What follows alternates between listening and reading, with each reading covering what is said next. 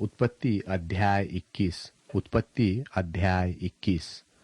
सो यहोवा ने जैसा कहा था वैसा ही सारा की सुधि लेके उसके साथ अपने वचन के अनुसार किया।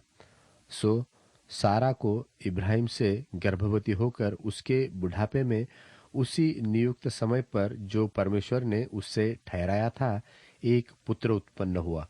और इब्राहिम ने अपने उस पुत्र का नाम जो सारा से उत्पन्न हुआ था इसहाक रखा। और जब उसका पुत्र इसहाक 8 दिन का हुआ तब उसने परमेश्वर की आज्ञा के अनुसार उसका खतना किया। और जब इब्राहिम का पुत्र इसहाक उत्पन्न हुआ तब वह 100 वर्ष का था। और सारा ने कहा, परमेश्वर ने मुझे प्रफुल्लित कर दिया है, इसलिए सब सुनने वाले भी मेरे साथ प्रफुल्लित होंगे। फिर उसने यह भी कहा कि क्या कोई कभी इब्राहिम से कह सकता था कि सारा लड़कों को दूध पिलाएगी? पर देखो, मुझसे उसके बुढ़ापे में एक पुत्र उत्पन्न हुआ और वह लड़का बड़ा और उसका दूध छुड़ाया गया। और इसहाक के दूध छुड़ाने के दिन इब्राहिम ने बड़ी जेवनार की। तब सारा को मिस्री हाजिरा का पुत्र जो इब्राहिम से उत्पन्न हुआ था हंसी करता हुआ देख पड़ा।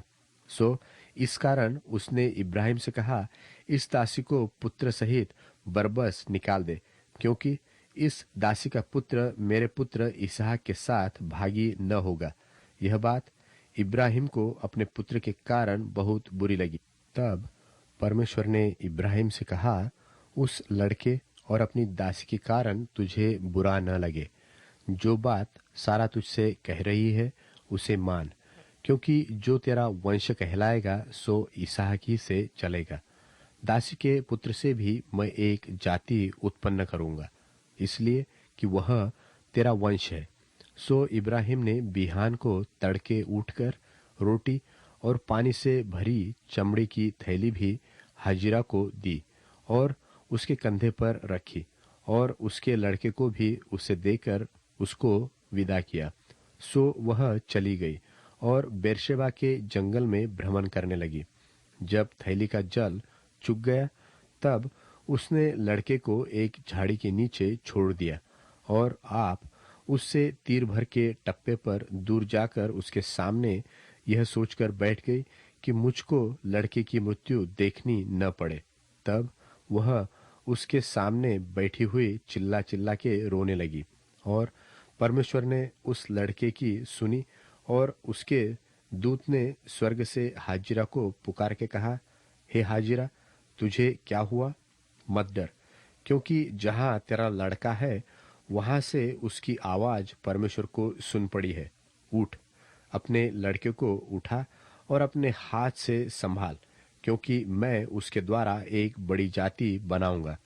परमेश्वर ने उसकी आंखें खोल दी और उसको एक कुआं दिखाई पड़ा।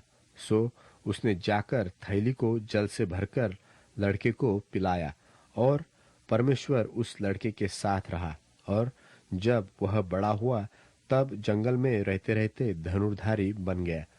वह तो पारान नाम जंगल में रहा करता था और उसकी माता ने उसके लिए मिस्र देश से एक स्त्री मंगवाई।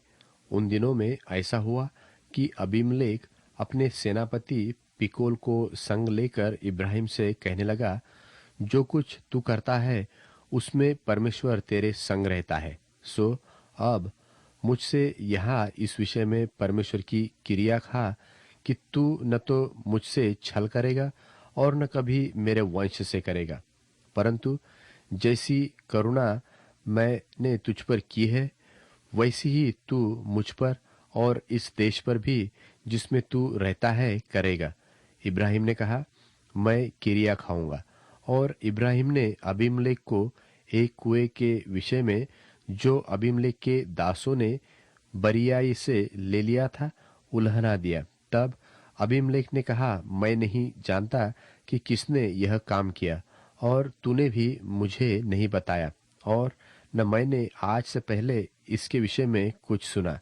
तब इब्राहिम ने भेड़ बकरी और गाय बैल लेकर अबीमेलेक को दे दिए और उन दोनों ने आपस में वाचा बांधी और इब्राहिम ने भेड़ की 7 बच्ची अलग कर रखी।